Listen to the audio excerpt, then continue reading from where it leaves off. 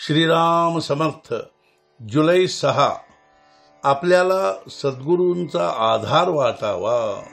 वेळ प्रसंग येईल तसे वागणे उचित आहे आणि त्याबद्दल मनावर परिणाम होऊ देऊ नये. परमात्म्याच्या चिंतनात मन गुंतले असताना अवांतर गोष्टींचा परिणाम त्यावर होत नाही. जेवढे झेपेल तेवढेच करावे. अभ्यास करावा पण काळजी न करता सर्वस्वी भार भगवंतावर ठेवून निवांत असावे. आपल्या मनाचे स्वास्थ्य बिघडू न देता आनंदात राहावे. वृत्ती आवरून आवरत नाही, ती परमात्म्याकडे लावली म्हणजे आवरते. राम इच्छेने सर्व चालते असे लक्षात ठेवावे. संकट आनंद दोन्ही भगवंताला सांगावीत. ज्या स्थितीत भगवंताने ठेवले त्या स्थितीत समाधान मानावे. अंतःकरणात सुप्त असलेले भगवंताचे प्रेम जागृत होण्यासाठी काही निमित्त लागते. तीर्थयात्रा आणि साधू संतांची भेट हेच ते निमित्त होय. श्री रामचंद्रही तीर्थयात्रेला जाऊन अनेक संतांची दर्शने घेऊन आले.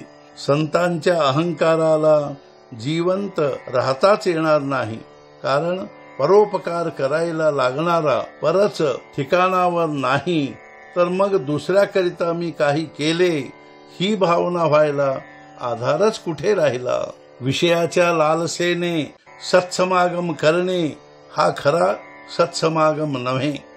संत कधी कधी आपल्याला विषय देतात हे खरे, पण एकंदरीत आपल्याला विषयाचा वीट आणण्याचाच त्यांचा प्रयत्न असतो. संताच्या घरी नुसते पडून राहिल्यानेही शुद्ध भाव येईल.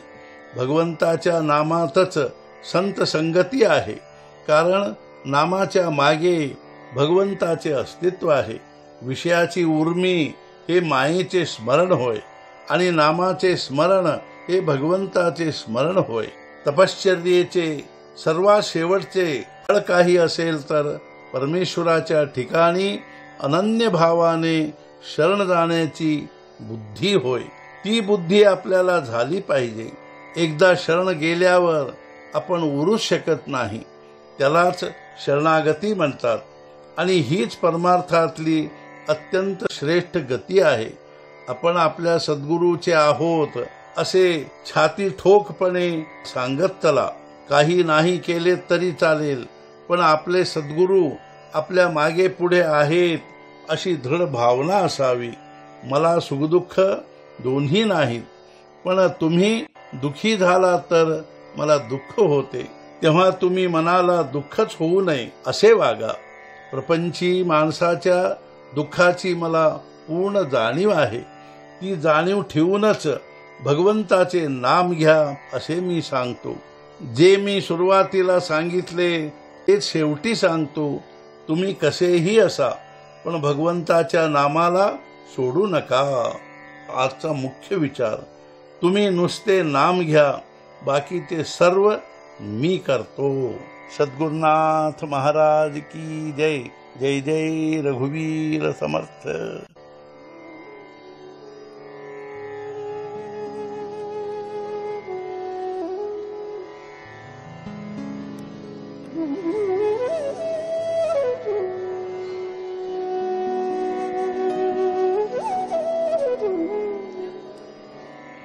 Mm-hmm.